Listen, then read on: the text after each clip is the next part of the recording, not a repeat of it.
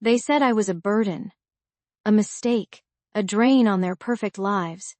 My own family, the people who should have loved me unconditionally, looked at me with thinly veiled contempt. For years I believed them.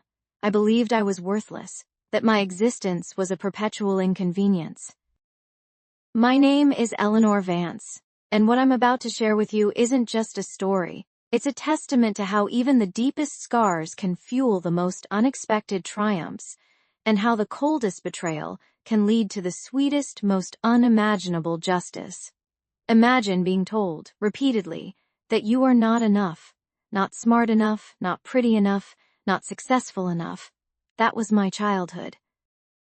Growing up in a sprawling suburban house in Connecticut, surrounded by manicured lawns and whispered judgments, I was always the odd one out.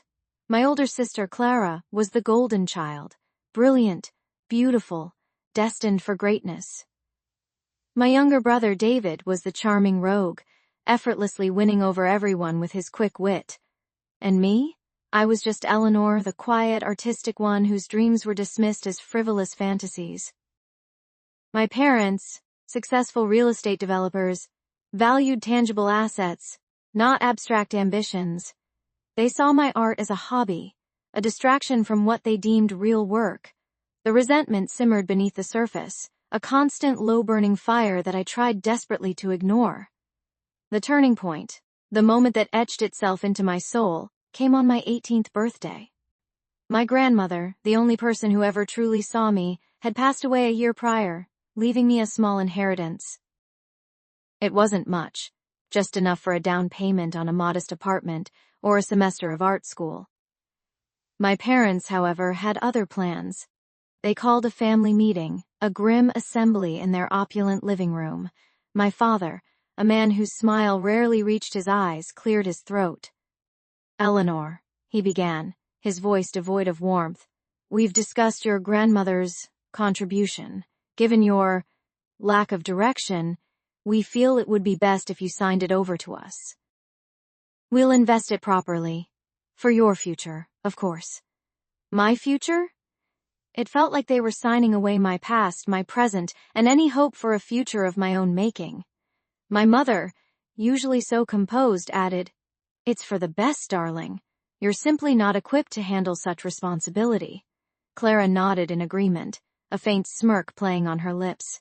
David, ever the opportunist, just kept his eyes on his phone, feigning disinterest. The betrayal cut deeper than any insult.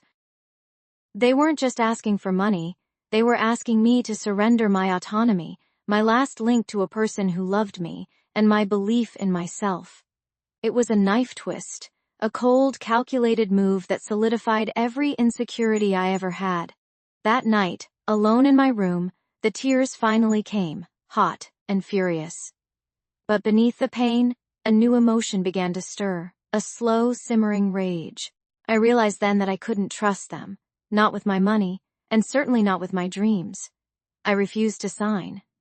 I told them no, my voice trembling but firm. The ensuing argument was brutal, a verbal onslaught that left me emotionally shattered. They called me selfish, ungrateful, a burden they'd always regret. My father threatened to cut me off completely. My mother warned me I'd end up a penniless artist, a cautionary tale. Yet, something inside me had snapped. The resentment, the betrayal, it all coalesced into a fierce, unyielding resolve. I would not be broken. I would not let them win. I left home shortly after, carrying little more than a backpack and the burning embers of a dream. I enrolled in a small art college, working 3 jobs to pay tuition and rent. My family didn't call, they didn't check in, they simply vanished from my life, as if I had never existed. The silence was deafening, a constant reminder of their rejection, but it also became my fuel. Every late night, every aching muscle, every rejection from an art gallery, it all fed into a growing obsession to prove them wrong.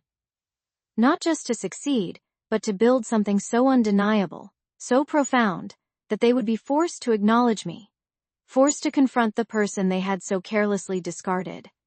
Years passed, filled with struggle, sacrifice, and an unwavering dedication to my craft. I poured my heart and soul into my art, each brushstroke a defiant whisper against their dismissive words. There were moments of despair, moments where I nearly gave up, but the memory of that living room, their cold eyes, their condescending tones, always pulled me back from the brink. I became consumed by the pursuit of artistic excellence, a relentless drive to create something beautiful, something valuable, something that would speak for itself. Little did I know, the path I was on would lead me to a fortune far beyond what my grandmother could have ever imagined, a fortune that would ultimately force my family to face the very person they tried to erase. And when they finally discovered my $10 million secret, the shock on their faces, the desperate pleas for forgiveness, that, my friends, was a masterpiece in itself. But how did a struggling artist, cast out by her own blood, build an empire from nothing? And what did it truly cost me to achieve that ultimate bittersweet justice? The answers, I promise you, are far more dramatic than you could ever possibly imagine. My name is Alara Vance, and for as long as I could remember, the Vance name was a gilded cage, a legacy I was forced to inhabit but never truly own. Growing up in the sprawling, cold marble halls of the Vance estate in Greenwich, Connecticut, I was less a daughter and more an inconvenient accessory. My parents, Arthur and Eleanor Vance, were titans of industry, their lives meticulously curated for public consumption. Every smile a performance, every interaction a calculated move. I was simply the quiet girl who haunted the periphery, a ghost in their perfectly orchestrated lives. My older brother, Julian, the golden child, was the heir apparent, groomed from birth to inherit the family empire, Vance Global. His existence was celebrated, mine merely tolerated. The resentment simmered within me, a slow-burning fire that began in childhood. I watched as Julian received every accolade, every opportunity, while my own achievements, however small, were met with dismissive nods or, worse, complete indifference. When I won the regional science fair at 12 with a complex robotics project, my father barely looked up from his financial reports. "That's nice, Alara," he'd mumbled, his eyes glued to the screen. Julian, meanwhile, was praised for simply existing. This constant comparison, this blatant favoritism, carved a deep chasm in my soul. I wasn't just overlooked, I was actively sidelined, my worth diminished by the very people who were supposed to cherish me. The true betrayal, however, struck with the force of a physical blow when I turned 18. My grandfather, the true architect of Vance Global, and the only family member who ever showed me genuine affection, passed away suddenly. His death shattered the fragile illusion of my place in the family. He had always been my protector, my confidant, the one person who saw beyond the Vance name and recognized Alara Vance, the individual. His will was read in the cavernous, oak-paneled study, the air thick with anticipation. I sat quietly, a knot of dread tightening in my stomach, sensing that something monumental was about to unfold. The lawyer, Mr. Henderson, a man as stiff and unyielding as the mahogany desk he sat behind, cleared his throat. He read through the usual bequests, substantial sums to charities, trusts for various distant relatives. Then he paused, his gaze sweeping over my parents and Julian before landing on me. "To my beloved granddaughter, Alara Vance," he began, his voice resonating through the hushed room, "I bequeath my entire personal fortune, including all liquid assets, properties, and my controlling interest in Vance Global." A collective gasp ripped through the room. My mother's face drained of all color, her meticulously applied makeup suddenly stark against her pale skin. My father's jaw clenched, a muscle twitching violently in his temple. Julian, usually so composed, looked as if he'd been struck by lightning, his eyes wide with disbelief and a nascent fury. I, Alara Vance, the forgotten daughter, the invisible sister, had just inherited a fortune that dwarfed anything my parents or Julian currently controlled. The silence that followed was deafening, broken only by the frantic ticking of the grandfather clock in the corner. The atmosphere in the Vance estate shifted overnight. transforming from cold indifference to outright hostility. My parents, particularly my mother, became icy, their smiles replaced by tight, brittle expressions. Julian, always quick to assert his perceived superiority, now looked at me with a venomous glare that promised retribution. The days that followed were a blur of hushed conversations, furtive glances, and the palpable tension that hung heavy in the air. I felt like an intruder in my own home, a pariah for simply existing, and, now, for inheriting what they believed was rightfully theirs. Then came the demand. A week after the will reading, my parents summoned me to the same study where my grandfather's final wishes had been revealed. The room felt smaller, more oppressive, the weight of their expectations crushing. My father, his voice dangerously low, laid a document on the polished desk. It was a waiver, a legal agreement for me to sign away my inheritance, to relinquish all claims to my grandfather's fortune, and, more importantly, to his controlling interest in Vance Global. "It's for the good of the family, Alara," my mother said, her voice devoid of any warmth. "Julian is the rightful heir. This is simply a mistake." Their words, their unwavering conviction that I was merely an obstacle to be removed, solidified the resentment that had been brewing for years. They didn't see me as their daughter. They saw me as a problem, a glitch in their perfect succession plan. The blatant disregard for my grandfather's wishes, for my own autonomy, ignited a spark of defiance within me. This wasn't just about money. It was about respect, about finally claiming my own identity, something they had systematically denied me my entire life. I looked at the document, then at their expectant faces, a cold resolve settling in my heart.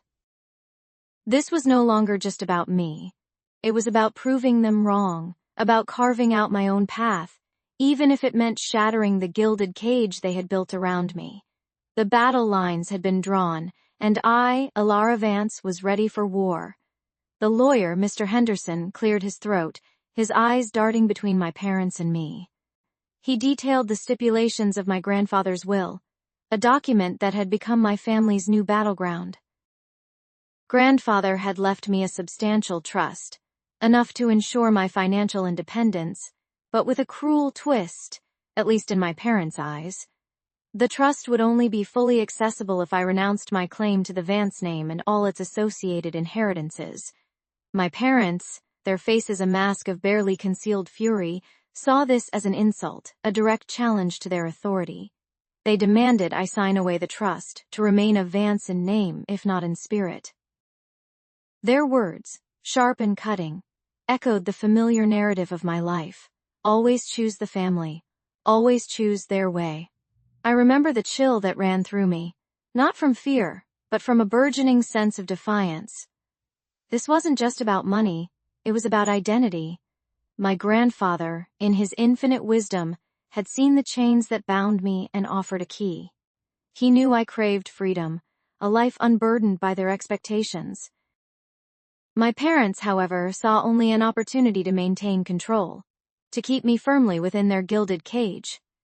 They argued that accepting the trust would be an affront to the family legacy, a public declaration of disloyalty. The pressure was immense, a suffocating weight that threatened to crush me. Days bled into weeks, each one a relentless barrage of arguments, thinly veiled threats, and emotional manipulation.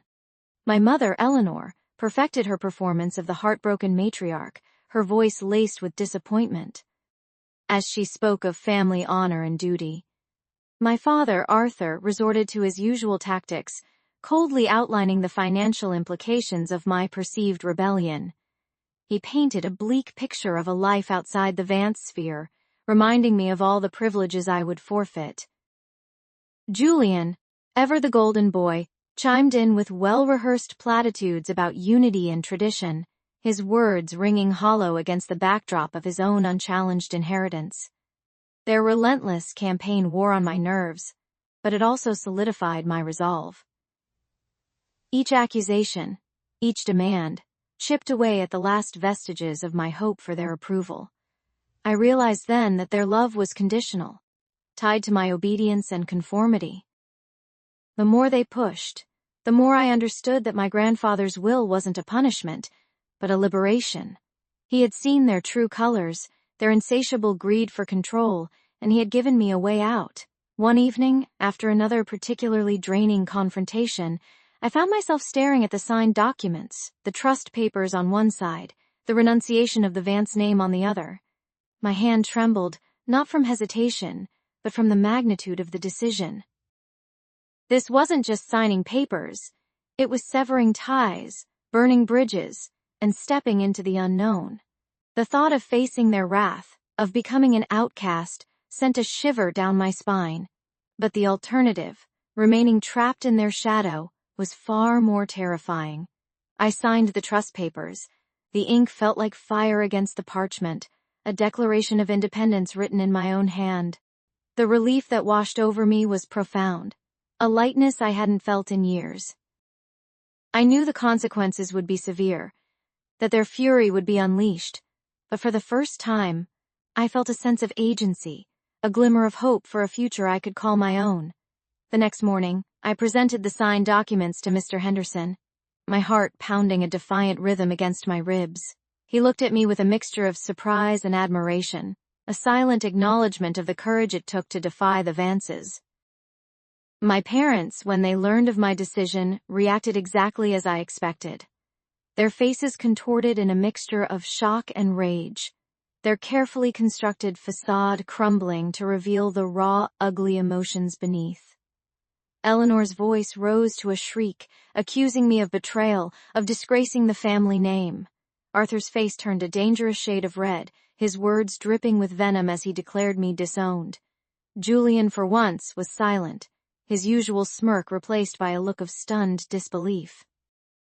He hadn't anticipated such defiance, such a complete rejection of their authority. The confrontation escalated, their accusations growing louder, more vicious. They demanded to know why, how I could turn my back on everything they had given me. I stood my ground, my voice steady despite the tremor in my hands. I explained that I was choosing my own path, that their definition of family honor was not mine. Their response was swift and brutal. I was cut off, financially and emotionally. My credit cards were canceled, my access to family accounts revoked. My belongings were packed and left on the front lawn, a stark visual representation of my banishment. I watched from a taxi as the gates of the Vance estate, once my gilded cage, closed behind me, sealing my fate. The sting of their rejection was sharp, a wound that would take time to heal. Yet, beneath the pain, a fierce determination began to burn. They had tried to break me, to force me into submission, but they had only succeeded in forging a new Alara Vance, one who was ready to fight for her own future. The initial taste of freedom was intoxicating, mixed with the bitter reality of my new solitude. I was out, but now I was truly alone, with nothing but my grandfather's trust and an unyielding will to prove them all wrong. The war had truly begun. The war had truly begun, but I was fighting it from a foxhole, not a fortress. My grandfather's trust, while a lifeline, was a tightly bound knot of legalities, designed for long-term growth, not immediate access. It provided a modest stipend, enough to live simply, but nowhere near the resources required to challenge the Vance empire. I found a small, unassuming apartment in a less fashionable part of the city, far from the polished facades of Greenwich. The contrast was stark, a daily reminder of everything I had lost and everything I was fighting for. Each morning, I would wake to the sounds of city traffic, not the manicured silence of the estate, and each night, I would fall asleep to the hum of the refrigerator, not the distant clang of the grandfather clock in the marble foyer. My first order of business was to understand the enemy. The Vance name, once a shield, was now a target. I spent countless hours in public libraries, poring over microfiche and digital archives, dissecting every article, every financial report, every piece of public information about Vance Global. I learned about their mergers, their acquisitions, their carefully cultivated public image. I saw the smiling faces of my parents and Julian plastered across business magazines. their pronouncements on corporate responsibility ringing hollow in my ears. The more I learned, the more the resentment curdled into something colder, sharper, an obsession. This wasn't just about reclaiming my inheritance. It was about exposing the rot beneath the gleaming surface. It was about dismantling the very foundation of their power. I enrolled in online business courses, devouring textbooks on finance, corporate law, and market analysis. I wasn't just learning, I was arming myself. Every late night spent studying, every complex equation I mastered, felt like a small victory, a chip away at the mountain of their perceived invincibility. My solitude became a crucible, forging a new version of Vance, one driven by a relentless hunger for knowledge and an unshakable resolve. I had no network, no connections, no one to confide in. My only companions were the books and the burning desire for justice. One evening, while researching a particularly obscure subsidiary of Vance Global, I stumbled upon an old news clipping. It was an article from a local newspaper, dated nearly 20 years prior, detailing a small environmental protest against a Vance Global chemical plant in a rural area. The protest had been quickly dismissed as a fringe movement, the plant declared safe. But something in the language, the swiftness of the dismissal, pricked at my intuition. It felt too neat, too conveniently swept under the rug. I bookmarked the article, a tiny spark igniting in the back of my mind. The next few weeks became a deep dive into that specific incident. I cross-referenced names, dates, and locations. I discovered that the small town, once a thriving agricultural community, had since fallen into economic despair, its farmlands mysteriously barren, its residents suffering from an unusual cluster of health issues. Vance Global had quietly purchased much of the land at rock-bottom prices years later, turning it into a new, expanded facility. The pieces began to click into place, forming a disturbing mosaic. This wasn't just a corporate oversight, it smelled of deliberate malfeasance. The more I dug, the more I uncovered. Shell companies, obscured financial transactions, silenced whistleblowers. The rabbit hole went deeper than I could have imagined. My initial anger at my family's personal betrayal began to morph into a righteous fury at their corporate abuses. This wasn't just about me anymore. It was about the countless others who had been exploited, whose lives had been ruined by the unchecked ambition of Vance Global. The family's public image, so meticulously crafted, was a lie, a thin veneer over a cesspool of unethical practices. I knew I couldn't expose them alone. I needed help, but trust was a luxury I couldn't afford. My grandfather's lawyer, Mr. Henderson, was the only person I felt I could cautiously approach. He had been a loyal confidant to my grandfather, a man of unwavering integrity. I scheduled a discreet meeting, choosing a neutral coffee shop far from the city center. My heart pounded as I laid out my findings, presenting him with a meticulously organized folder of documents, articles, and financial records. Mr. Henderson listened, his expression unreadable, occasionally adjusting his spectacles. When I finished, the silence in the small coffee shop was deafening. He leaned back, a deep sigh escaping his lips. "Alara," he began, his voice low, "this is damning. But it's also incredibly dangerous. Vance Global has an army of lawyers, and your family will stop at nothing to protect their empire." A cold resolve settled over me. "I know," I replied, my voice steady despite the tremor in my hands. "But I can't let them get away with it. My grandfather wouldn't have. He built Vance Global with integrity. They've corrupted everything he stood for." Mr. Henderson looked at me, a flicker of something akin to admiration in his eyes. "What do you propose?" he asked, his tone shifting from caution to a hint of intrigue. "I need your help to find more," I stated, my gaze unwavering. "To build an undeniable case. To find the people they silenced, the evidence they buried. I don't just want my inheritance back, Mr. Henderson. I want justice. And I want to watch their carefully constructed world crumble." He considered my words, his gaze distant, as if weighing the immense risks involved. Finally he nodded slowly. Very well, Alara. But understand this. Once we embark on this path, there is no turning back. Your family will fight you with every weapon at their disposal. Are you truly prepared for that? I've been preparing my entire life, I responded, a grim smile touching my lips. The war has truly begun. And this time, I'm not just a casualty. I'm the general. The weight of his agreement settled on me, heavy and exhilarating. This was it. The real fight was about to begin, and I finally had an ally, however cautious, in my corner. The obsession had transformed into a mission, and I was ready to pursue it to its bitter end. The strategy began with an almost surgical precision, each move calculated, each detail meticulously planned. My first target was Arthur Vance's reputation, a fragile construct built on decades of carefully curated public perception.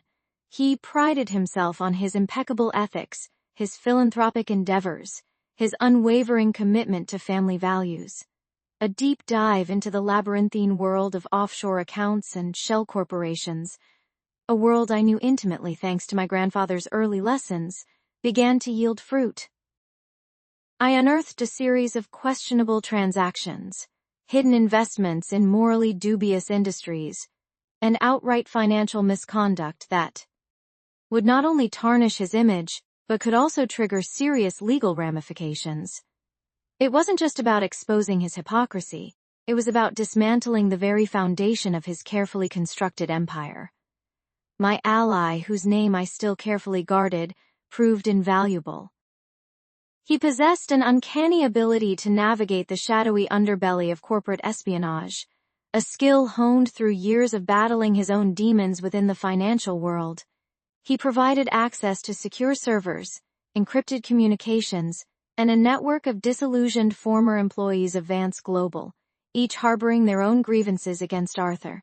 Their stories, when pieced together, painted a picture of ruthless ambition and callous disregard for anyone who stood in the way of profit. These were not just anonymous sources, they were individuals whose lives had been irrevocably damaged by Arthur's greed, and their desire for justice fueled my own. The next phase involved Julian. He was the golden boy, the heir apparent, but beneath the polished veneer, I knew there was a simmering insecurity, a desperate need for validation.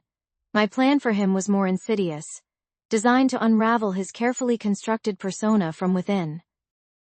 I began subtly feeding information to key figures in the industry, whispers of Julian's alleged involvement in a series of failed ventures, his rash decisions costing Vance Global millions, his tendency to take credit for others' successes.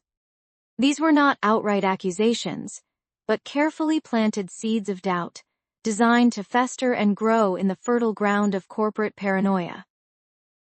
The goal was to erode the trust his father had placed in him, to expose his perceived weaknesses, and to make him question his own competence. I watched from the shadows as the first cracks began to appear. A hushed conversation overheard at a charity gala, a sudden tense meeting between Arthur and Julian, a thinly veiled article in a minor financial publication hinting at leadership instability within Vance Global. The family, so adept at maintaining a facade of unity, was starting to fray at the edges. Eleanor, ever the socialite, seemed increasingly agitated, her forced smiles tighter, her eyes darting nervously. The meticulously crafted image of the perfect Vance family was beginning to crumble, brick by painful brick. One evening, my phone buzzed with an anonymous message. It was a single cryptic sentence: "Check the old files, the ones from 08. He buried it deep. My heart pounded. The old files referred to a period when Vance Global had faced a major scandal involving environmental violations, a scandal that had mysteriously disappeared from public discourse. I knew my grandfather, in his meticulous way, had kept records of everything. His personal study, now sealed and untouched since his death, held the key. Accessing it would be a challenge. Arthur had ensured it was impenetrable, a vault of forgotten secrets. The following weeks were a blur of intense planning and clandestine operations. My ally arranged for a team of specialists to bypass the estate's formidable security systems. The night we finally breached the study, The air was thick with dust and the ghosts of my past. Every book, every document, every forgotten trinket whispered my grandfather's presence. I found it tucked away in a false bottom of his antique desk, a leather-bound journal, its pages filled with his elegant script. It detailed not only the environmental cover-up, but also a series of illicit land deals, a network of bribes, and, most damning of all, a meticulously documented scheme to defraud minority shareholders during a crucial acquisition. The journal didn't just expose Arthur, it implicated Eleanor in the knowledge, if not direct execution of these schemes. The weight of the journal in my hands felt like a weapon, heavy with truth and the promise of utter destruction. This wasn't just about financial impropriety. It was about a fundamental betrayal of trust, a systematic exploitation of others for personal gain. My grandfather, in his wisdom, had foreseen this day, leaving behind a legacy of truth that would ultimately bring down the empire he had built. He hadn't just left me money. He had left me the means to dismantle the very system that had tried to erase me. The final piece of the puzzle fell into place when I discovered a hidden compartment within the journal itself. Inside, a single yellowed photograph. It was a picture of my mother, Eleanor, much younger, standing beside a man who was most definitely not Arthur Vance. They were holding hands, their faces alight with an undeniable intimacy. On the back, a date, years before her marriage to Arthur, and a single word, our secret. The implications hit me with the force of a physical blow. This wasn't just a betrayal of Arthur. It was a deeper, more personal deception that shook the very foundations of their carefully constructed lives. The picture wasn't just a secret, it was a bomb, ticking silently, ready to explode. The war was no longer just about justice for me. It was about exposing every lie, every hidden truth, and watching their perfect world crumble around them. The climax was no longer approaching, it was here. The day of the board meeting arrived, cloaked in a false sense of normalcy. My parents, Arthur and Eleanor, sat across from me at the polished mahogany table, Julian beside them, a picture of Vance family unity. They projected an air of confident disdain, completely oblivious to the carefully laid trap I had spent years constructing. Their smug expressions were a testament to their unwavering belief in their own invincibility, a belief I was about to shatter. The air in the boardroom crackled with an unspoken tension, a silent battle waged beneath polite smiles and meaningless pleasantries. I felt a strange calm wash over me, a quiet certainty that the moment I had envisioned countless times was finally at hand. The meeting began with the usual corporate jargon, a tedious dance of numbers and projections. Julian presented his vision for Vance Global's future, a grand, sweeping plan filled with buzzwords and empty promises. My parents nodded approvingly, their eyes gleaming with pride. I watched them, a detached observer in this charade, my heart a cold, hard stone. Every word Julian uttered, every boastful claim, only fueled the fire that had long burned within me. I allowed them their moment, their final taste of glory before their meticulously crafted world imploded. The satisfaction of knowing what was coming, and that they had no idea, was a potent elixir. Then, it was my turn. I stood, my voice steady, my gaze unwavering as I addressed the board. I believe there's a matter of critical importance that needs to be brought to everyone's attention, I stated, my words cutting through the complacent hum of the room. Arthur's brow furrowed, a flicker of irritation crossing his face. Eleanor exchanged a confused glance with Julian. They assumed I was about to launch into some minor grievance, a petty complaint about my inheritance or lack thereof. They had no concept of the true scale of the storm I was about to unleash. I projected the image onto the large screen, the one I had kept hidden for so long. It was a photograph, faded with age but undeniably clear, of my grandfather, not in a hospital bed as they had claimed, but on a secluded beach, a serene smile on his face, a younger, healthier man than the one they had described in his final days. Beside him, a woman I didn't recognize, her hand gently resting on his arm. The murmurs began almost immediately, a ripple of confusion spreading through the room. Arthur's face paled, his composure cracking for the first time. Eleanor gasped, her hand flying to her mouth. Julian stared at the image, his eyes wide with dawning horror. "This photograph," I explained, my voice resonating with an authority I had never dared to wield before, was taken just 2 weeks before my grandfather's alleged sudden passing from a heart condition.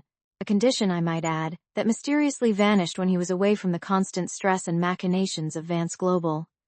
The room fell silent, every eye fixed on me, then on my parents. The implications were clear, damning, and undeniable. The carefully constructed narrative of my grandfather's death, the one they had fed me and the world, was crumbling before their very eyes. I continued, my words a relentless hammer blow. My grandfather, as many of you know, had a deep-seated distrust of Arthur's business practices. He believed in ethical leadership, something that has been severely lacking in recent years. I paused, letting my words sink in, watching the color drain from Arthur's face. He knew that if he were to simply pass away, Arthur and Eleanor would seize complete control, sidelining anyone who stood in their way, including me. He also knew that his true wishes regarding his estate, particularly the trust established for my future, would be completely disregarded.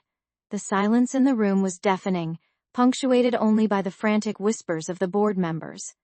Then, I revealed the true bombshell, the one that made their carefully constructed lies utterly irrelevant. My grandfather, anticipating their greed, created a fail-safe, a secondary will, meticulously drafted and legally binding, placing the entirety of his personal fortune and, crucially, a controlling interest in Vance Global, into a blind trust. A trust, I might add, that I alone am the beneficiary of, and which activates only upon the proven manipulation of his original will or the deliberate deception regarding his health and whereabouts. I watched as the blood drained from their faces, leaving them ashen and defeated. The picture was merely the first domino. The trust was the entire wall collapsing. Arthur finally found his voice, a strangled whisper. "This is preposterous, Alara!" A fabrication. His eyes darted around the room, seeking allies, finding none. The board members, astute and self-serving, were already calculating the shift in power. Eleanor, usually so composed, looked utterly broken, her carefully constructed facade shattered. Julian, the golden boy, was a statue of disbelief, his future, his birthright, evaporating before his eyes. "Preposterous?" I scoffed, a bitter laugh escaping my lips. "Is it preposterous that a man who saw his legacy being plundered would take measures to protect it? Is it preposterous that he would ensure his only grandchild, the one he truly cared for, was protected from your avarice?" I pulled out a thick stack of documents, each one legally notarized, sealed, and witnessed. "These are the copies. The originals are held by a reputable law firm, instructed to release them only in the event of my death, or if I present this specific evidence of your deceit." I laid them on the table, a final undeniable blow. The room erupted. Whispers turned into urgent conversations, shocked gasps into muttered exclamations. The board members, previously mere spectators, now saw their own positions threatened, their investments at risk. They turned on Arthur and Eleanor, their loyalties shifting with the winds of power. My parents, who had always commanded respect and fear, now faced a tribunal of their own making. The war was over. I hadn't just won, I had dismantled their entire empire, brick by meticulously laid brick. The Vance name, which had once been my gilded cage, was now my weapon, and I had wielded it with devastating precision. The climax was not just here, it was a resounding, irreversible victory. The silence in the room was a living entity, heavy and suffocating. My parents, who had always commanded respect and fear, now faced a tribunal of their own making. The war was over. I hadn't just won, I had dismantled their entire empire, brick by meticulously laid brick. The Vance name, which had once been my gilded cage, was now my weapon, and I had wielded it with devastating precision. The climax was not just here, it was a resounding, irreversible victory. My mother, Eleanor, finally broke the quiet, her voice a reedy whisper I barely recognized.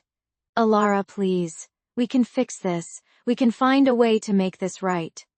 Her eyes, usually so cold and calculating, now held a desperate plea, a stark contrast to the dismissive glances she'd given me my entire life.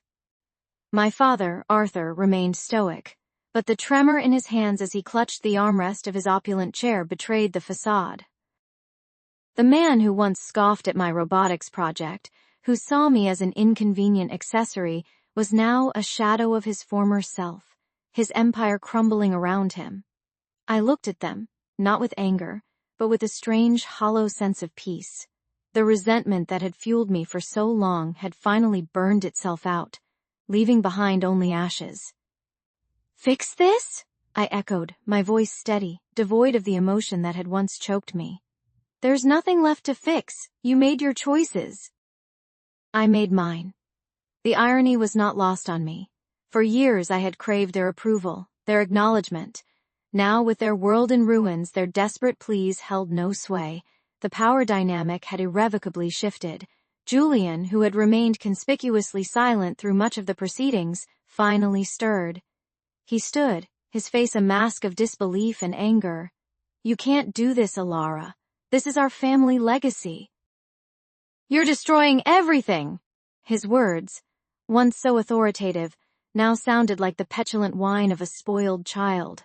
He, the golden boy, the heir apparent, was witnessing the complete annihilation of his birthright at the hands of the sister he had always considered insignificant. The look in his eyes was a cocktail of fury and fear, a sight I had unconsciously craved for decades. "Your family legacy?" I countered, a small, mirthless smile playing on my lips. "It stopped being our family legacy the moment you all decided I wasn't worthy of it. It stopped being our legacy when you tried to strip me of everything, including my own identity."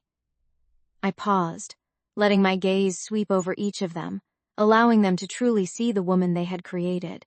"The only thing I'm destroying is the lie you built, the illusion you maintained. And frankly, Julian, I'm just getting started." The final blow came swiftly, decisively. The legal team I had assembled, a formidable cadre of the sharpest minds in corporate law, moved with ruthless efficiency. The details of the trust, the intricate web of shell corporations, the meticulously hidden assets, everything was laid bare. My parents' attempts to salvage even a fraction of their wealth were met with cold, unyielding legal precedent. The Vance global empire, once a symbol of their power, was now a monument to their downfall. The headline screamed the story for weeks. "Vance Global collapses. Daughter's revenge unveiled. Billionaire family ruined by secret heir." The public, once enamored with the Vance mystique, now devoured the scandal with morbid fascination. The narrative was simple, yet devastating. The overlooked daughter, stripped of her inheritance, rising from the ashes to reclaim what was hers, and in doing so, bringing down the very titans who had scorned her. Vance, the quiet girl, was now Vance, the architect of a corporate earthquake. The resolution wasn't a triumphant roar, but a quiet, profound exhale. The bitterness that had corroded my soul for so long began to recede, replaced by a sense of liberation. I had faced the demons of my past, not by running from them, but by confronting them head-on and dismantling their power. The $10 million, the fortune that had been the catalyst for this entire saga, was now mine. A symbol of my independence, not a weapon of war. My parents and Julian were left with nothing but the remnants of their pride and the shattered pieces of their empire. They tried to fight back, of course, launching desperate legal challenges, but their resources were depleted, their reputation in tatters. Each attempt was a futile flailing against an inevitable tide. I watched from a distance, no longer invested in their struggles, only in the quiet reconstruction of my own life. The cost had been immense. Years of my life consumed by planning, by anger, by a relentless pursuit of justice. But standing on the precipice of this new beginning, I knew it had been worth it. I was no longer the invisible Alara Vance, the girl who haunted the periphery. I was simply Vance, a woman forged in fire, unburdened by the expectations of a name that no longer defined me. The gilded cage was shattered, and I was finally, truly free. The lessons learned were etched deep within me. The true measure of strength wasn't in the power you wielded over others, but in the power you claimed over yourself. And for the first time in my life, I felt the boundless potential of that power, ready to build a future entirely on my own terms. The silence in the opulent boardroom was deafening, punctuated only by the frantic tapping of my sister Bethany on her phone. My brother Mark sat across from me, his face a mask of disbelief and thinly veiled anger. My parents, usually so composed, looked utterly lost, their eyes darting between me and the legal documents spread across the polished mahogany table. I had finally called their bluff. They wanted me out of their lives, had demanded I sign away my rights to any family inheritance, believing me to be a failure, a drain. Now they were staring at the very thing they thought they were rid of, me, with $10 million to my name. The lawyer, a stern woman named Ms. Albright, cleared her throat. Mr. Vance, your family has presented a document outlining their desire for you to relinquish all claims to the family estate. However, they were unaware of your recent financial acquisition. She paused, letting the weight of her words sink in. Specifically, the $10 million from the sale of your intellectual property. My mother gasped, a small choked sound. 10 million? Vance, what is she talking about? I leaned back in my chair, a small, almost imperceptible smile playing on my lips. It's exactly what it sounds like, Mom. My little hobby, the one you all scoffed at, the one that wasn't a real job, just sold for a significant sum. The resentment, the years of feeling like the black sheep, the constant comparisons to my siblings, it all fueled the quiet fire in my voice. This wasn't about the money for me, it was about the recognition, the validation they had always denied me. Mark finally found his voice, a sneer twisting his features. You expect us to believe this? Vance, you couldn't manage a lemonade stand, let alone $10 million. Believe it or not, Mark, the bank statements and the contract are right there, I responded, gesturing to the documents. Funny, isn't it? All those years you told me I was worthless, that I'd never amount to anything, and yet, here we are. The betrayal of their words, their dismissal of my dreams had festered for so long. Now, it was finally time for them to face the consequences of their actions. Bethany, who had been surprisingly quiet, finally looked up from her phone, her eyes wide with a mixture of shock and something else I couldn't quite decipher, perhaps a flicker of envy. So you're rich now? Independent, I corrected her. Financially independent, something you all seemed to think was impossible for me. My gaze swept across their faces, each one a tableau of dawning realization and regret. The obsession to prove them wrong, to show them the depth of their misjudgment, had consumed me for years. It had driven me through countless sleepless nights, through every rejection, every setback. My father, usually the patriarch, the unshakable rock, looked at me with an expression I had never seen before. Deference. Vance, son, perhaps we were too harsh. We just wanted what was best for you. Did you? I countered, my voice hardening. Or did you want me to fit into the mold you created for me? The one where I was always less, always in need of your guidance, your charity.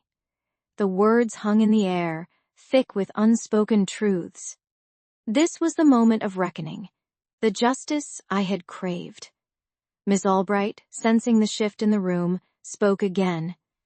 Given Mr. Vance's current financial standing, the terms of this relinquishment are no longer relevant. He is under no obligation to sign anything. My parents exchanged a desperate look. They had wanted me gone, out of their lives, out of their inheritance, but they had never anticipated that my exit would come with such a resounding declaration of my own worth. The thought of losing me, not as a financial burden, but as a potential ally, a successful member of the family, was clearly a bitter pill to swallow. I stood up, gathering my papers. I'm not signing anything. Not because I want your inheritance, but because I don't need your permission to be successful, to be happy. I don't need your approval anymore. As I turned to leave, my mother, her voice trembling, called out, "Vance, wait! Can't we talk about this? As a family?" I paused at the door, looking back at them, their faces etched with a mixture of confusion, regret, and a dawning understanding of what they had truly lost. "We had years to talk, Mom. Years for you to see me, to believe in me. You chose not to. This isn't about money for me. It's about respect. And that's something you can't buy back."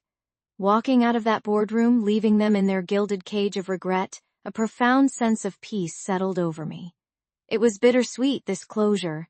The pain of their rejection would always be a part of my story, a scar on my soul. But it was also the fuel that had propelled me forward, the fire that had forged my own path. I had sought justice, and in proving myself, I had found it. The cost was a fractured family, but the reward was my own freedom, my own self-worth, finally recognized not by them, but by me. And that, I realized, was worth far more than any inheritance.